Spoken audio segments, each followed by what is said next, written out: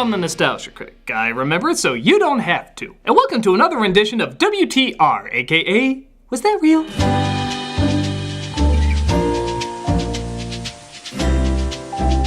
This is where we look at TV that was forgotten by some but remembered by others for just how strange they were. With that said, we all love Dr. Seuss's timeless characters of the Cat in the Hat and the Grinch. So much so that some people even watch this bullshit. But did you know there was a time when they actually did a crossover? It's gone by a couple names over the years. The Grinch Grinches the Cat in the Hat in the Hat Gets Grinched, which both sound like children's intros to sexual harassment.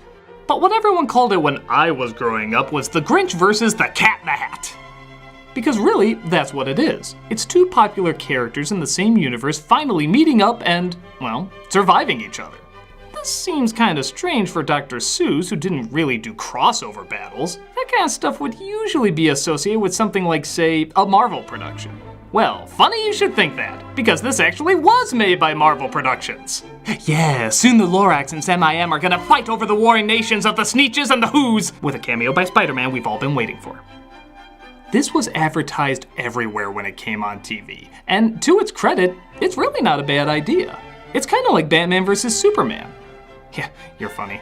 There you go. Where there's two seemingly opposite protagonists who also seem to have a lot in common. Both are agents of anarchy. They like to disrupt the status quo and take people out of their comfort zones.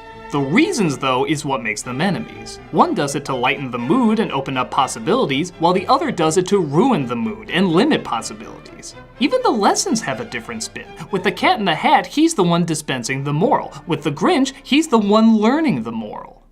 So it seems like there was just enough in common and just enough different to make this really, really good, right?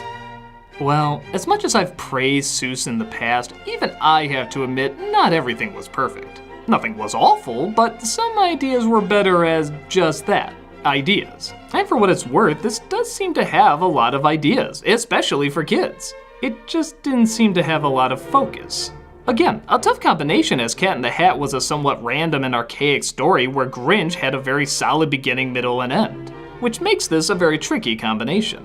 The Grinch as well was already used twice, with a Halloween special after the Christmas debut, but didn't exactly get the strongest reaction. So it was tough to figure out if he could work in other tales outside of his first one. The story? The Grinch wakes to the voice of the Schmucker's Jelly Guy describing the morning. Never before had this nasty old guy leapt out of his bed with a smile in his eye and whistled, "Hello." Well, I could kill kids with a pitchfork and you'd still love my voice. However, the Grinch goes back to his evil ways when his mirror yells at him. I see nothing to whistle about. Yeah, like I said, kind of odd. Mirror convinces him to go out and cause trouble. And this is where he literally bumps into the Cat in the Hat, who makes the apparent mistake of calling him Greenface. Any inconvenientalities that I may have caused you, Mr. Greenface? Mr. Greenface? That is our word. So the Grinch decides to chase him down, create a machine that messes with reality, and just kind of annoy him.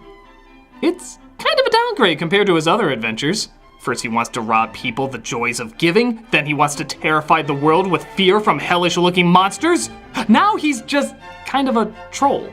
In fact, you could argue he's literally the world's first internet troll. Think about it. He uses his computer to hack your everyday life to mildly annoy you. And he's the only one that finds it funny at all. Guess he's sort of a pioneer of obnoxiousness when you think about it. And that brings about the most horrible things. I'll admit, it's a little odd to see the Cat in the Hat constantly duped and get more and more frustrated as it goes on. It's kind of like seeing Groucho Marx get mad, or Radical Edward get mad, or the Roadrunner get mad. There's just some creations you always think are going to be comfortable and in control of their world, which makes it a little off-putting when you see they don't always have the smart answer. It really cracks me up when he flat out calls the Grinch a psychopath. That Grinch, that psychopathic Grinch. How funny is that? There's a Dr. Seuss story where somebody uses the word psychopath. That's insane. Or psychopathic, I guess. To be fair though, only a psychopath would change the pronunciation of words to make them rhyme. The sounds that you make are the sounds of my choice. I can make you sound better or make you sound worse. Cheater! Are you feeling pretty good? Mr. Cat in the Hoot. Goot and Hoot. Why were you changing that? They already rhymed! This all comes to a head when the Grinch uses his machine to mess with a restaurant for really no reason than to give Seuss an excuse to say he took LSD for inspiration.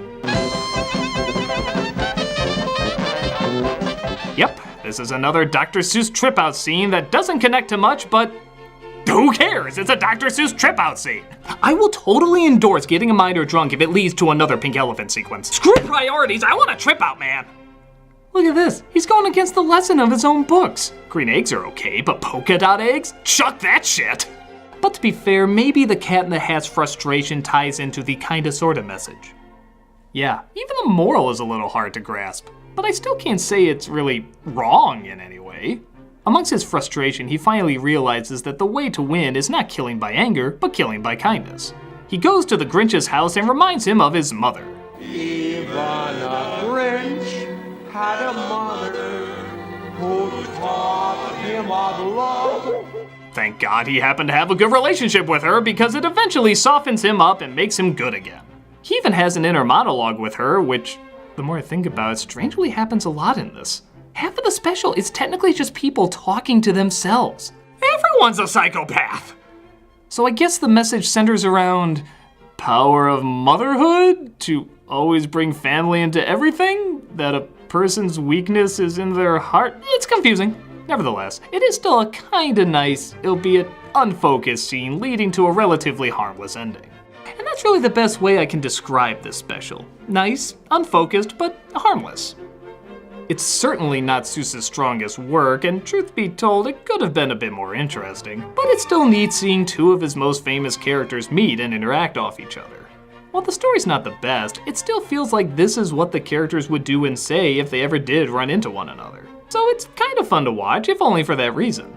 Yeah, it's pointless, yeah, it doesn't always make sense, but sometimes that's okay. It's still creative, still strange, and still unmistakably Seuss. You can still get it on DVD and witness all the goofiness or psychotic tendencies yourself. Give it a buy and see one of the most surreal crossovers ever devised. I'm the Nostalgia Critic, I remember, so you don't have to.